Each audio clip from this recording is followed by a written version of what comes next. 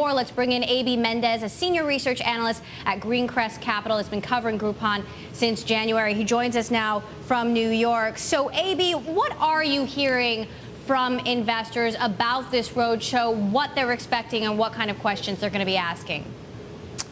A lot of different issues on investors' minds. Some of the foremost would be some of the issues you've seen recently around stability in management, other key roles within the company.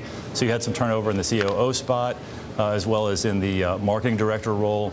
So I think it'll be key how CEO Mr. Mason, as well as some of the key executives that have been brought in from previous roles at Amazon, address investors' concerns and just interest in how the company will become more consistent in its communications with investors and with the street. Another key question is, we saw some interesting things in the recent third quarter update of the S1.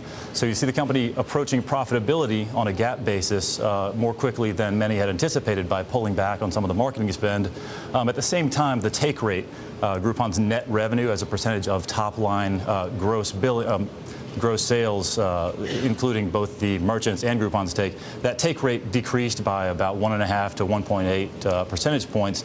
The question would be, is this due to increased competition from Google and others, or is it more just the rapid growth of Groupon's international business, which is still in an earlier stage of the overall development than the North American business? Now, Groupon is approaching profitability by decreasing its marketing spend, but by decreasing its marketing spend, can Groupon continue to be a good, viable, long-term business, A.B.? My personal opinion is yes. What the company has presented by way of illustrating the trends they see in some of the deeper details of the business.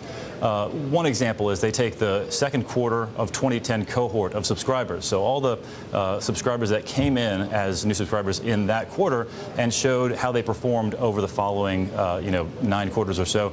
And they basically illustrated that after 2.5 to 3 quarters, those cohorts, those subscribers become cash flow positive or accretive to operating income.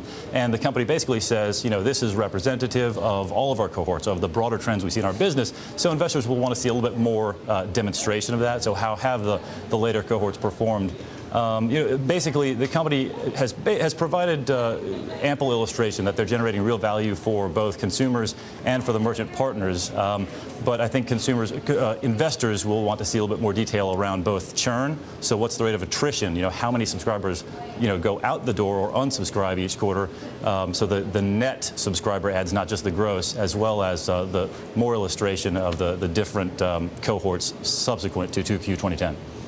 A.B., as you know, there have been a lot of skeptics out there loudly criticizing Groupon's IPO. I want to read you a quote from Rocky Agrawal, a consultant who says, "It's a terrible time to bring a new offering to market, but Groupon may have no choice. Based on the numbers we've seen from the company to date, it's burning through cash and may have to go public in order to keep the lights on." Does Groupon have to go public?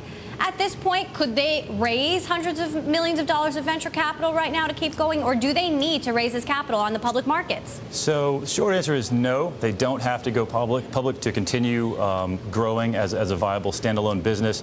A couple of reasons why they should, why it makes sense at this point, and I can also give you some thoughts on the IPO and what we expect in terms of the size and performance of that IPO. If you'd like to discuss that, I think of it in terms of I have a dream scenario and a nightmare scenario for Groupon, which we can go into. But the short answer is, the company's already cash flow positive.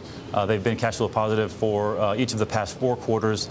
Currently have close to $250 million of cash on the balance sheet, assuming they float the relatively small percentage that they're looking to sell in the IPO, about 5% of their shares.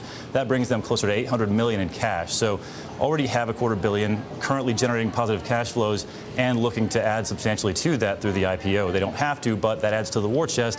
Groupon is facing heavy competition from large, powerful companies, the likes of Google and Amazon, which has its own daily deal offering, which is done in a partnership with Groupon competitor Living Social.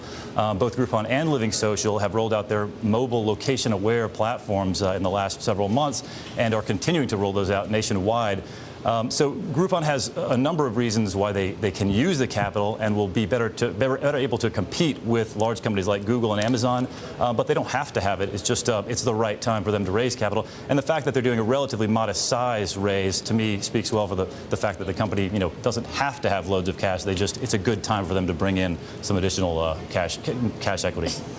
So, AB, of course I want to know what the nightmare scenario is. I mean, what would that look like? So some of the questions that investors have had, apart from details of the financial performance, is just management's ability to be consistent, positive, and proactive in its communications with investors and with the media.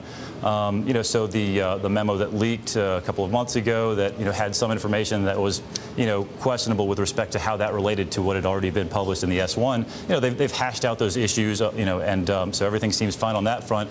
But that, along with the turnover at the COO spot, kind of contribute to this question of what is the management culture internal to Groupon. It's great as a private company, but how will they translate, convert that into success as a public company? And so that's what the roadshow is all about. Every indication that we have is that it's a very sharp management team. They need to be a little bit more measured and circumspect into how they augment that team over time, how they select the right candidates. But yeah, so just sorry, go ahead. We'll see how well Groupon convinces those skeptics out there on the road. Thanks, AB Mendez Thank you. of Greencrest Capital, for joining us here on Bloomberg West. Now.